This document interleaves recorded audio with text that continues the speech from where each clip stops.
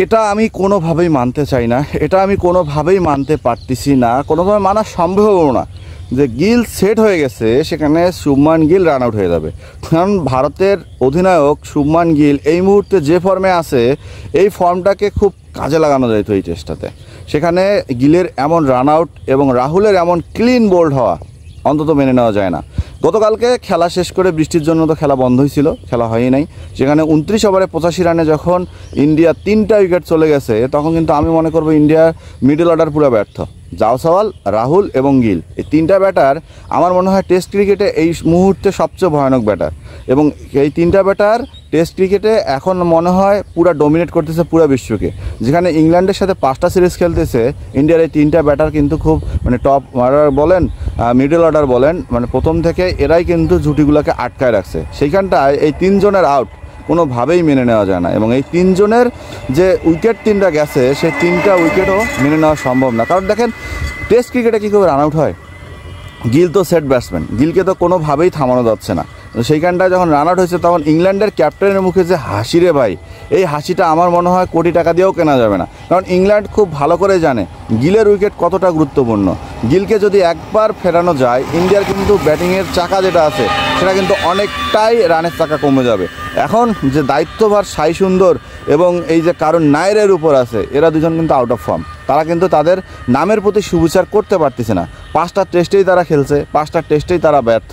সেখানে হয়তো একজন মনে একটা 50 দেখা পাইছিল সাই সুন্দর, কিন্তু এরপরও যারা খেলতেছে তাদের মতো করে তারা নিজেদের মেলে ধরতে পারতেছে না। যতটা এক্সপেকটেশন তাদের উপরে আছে, তারা মেলে ধরতে পারতেছে না। সেখানটায় ইন্ডিয়ার যে ব্যাটিং অর্ডার এখন ঢুকবে, এটা কিন্তু বলাই যায়। কারণ যে পিচ বানানো হয়েছে, এই পিচ ইংল্যান্ড নিজেদের মতো করে, ভাইয়া আপনি যদি নিজের ঘরবাড়ি বানান না, যেভাবে বানান, যেমন জমিটা চাষ করা হয়েছে পিছনে, এই জমিটা যেভাবে চাষ করা হয়েছে নিজের মতো করে, ঠিক ইংল্যান্ড নিজের মতো করে উইকেটটা বানাইছে, যেখানে ইন্ডিয়াকে পরাস্ত করা যাবে।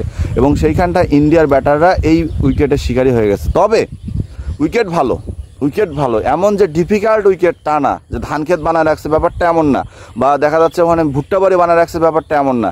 কিন্তু সেখানটায় এই যে ইন্ডিয়ার যে ব্যাটারদের যে ভুল, সেই ভুলের শিকার দিচ্ছে ইন্ডিয়ার নিজেদের মিডল অর্ডার।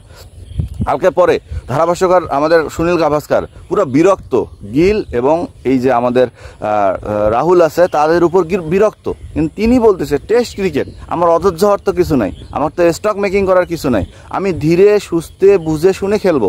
সেখানটা এভাবে নিজেদের উইকেট বিলায় দেওয়া আসারটা কোনো মানে হয় না। কারণ আপনারা খুব ভালো করেই জানেন, বা ইংল্যান্ড টিমও খুব ভালো করেই জানে, গিল আর রাহুলকে যদি থামানো না যায়, রান কিন্তু পরপর করে বাড়বে। এবং গত ম্যাচে আমাদের কিন্তু এই যে প্রথম ইনিংসটা যেভাবে আমরা কলাপস করছে আমাদের ব্যাটিং লাইন আপ, সেখানে কিন্তু আমরা ধরা খেয়ে গেছি। প্রথম ইনিংসে যদি আমাদের রান টার্গেট 500 প্লাস হইতো, তাহলে কিন্তু দেখতেন এই প্রথম টেস্টটা কিন্তু ড্র হওয়ার সম্ভাবনা থাকতো না, এত রিস্ক নিয়ে ইন্ডিয়া খেলতে পারতো না। সেখানটায় ইন্ডিয়া কিন্তু রিস্কে পড়ে যাচ্ছে। এবং ব্যাটিং লাইন আপ যেভাবে কলাপস করছে প্রথম ইনিংসে, যদি এইবারও যদি প্রথম ইনিংসে ব্যাটিং লাইন আপ কলাপস করে, তাহলে সিরিজ কিন্তু ওই আপনার ইংল্যান্ডের হাতে দিয়ে আসতে হবে। সেখানটায় শুভমান গিল একটা কথা বলছিল যে আমরা যদি ইংল্যান্ডে এসে সিরিজ ড্র করে যেতে পারি, তাহলে এটাই হবে অনেক বড় পাওয়া সিরিজ জেতার থেকে।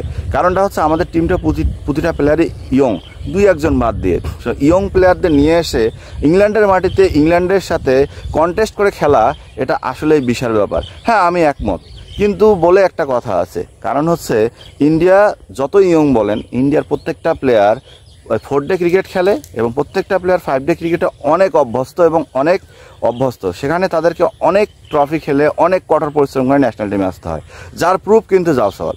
সো এই কারণেই পঞ্চম টেস্টের প্রথম ইনিংস বা প্রথম টেস্টের প্রথম ইনিংস সেমভাবে যদি হয়ে যায়, তাহলে কিন্তু ভালো হবে। এখনও মিডল অর্ডারে ব্যাটসম্যান আছে, তারাও শেষের দিকে লোয়ার ম্যানের ব্যাটসম্যানরাও ফর্মে আছে।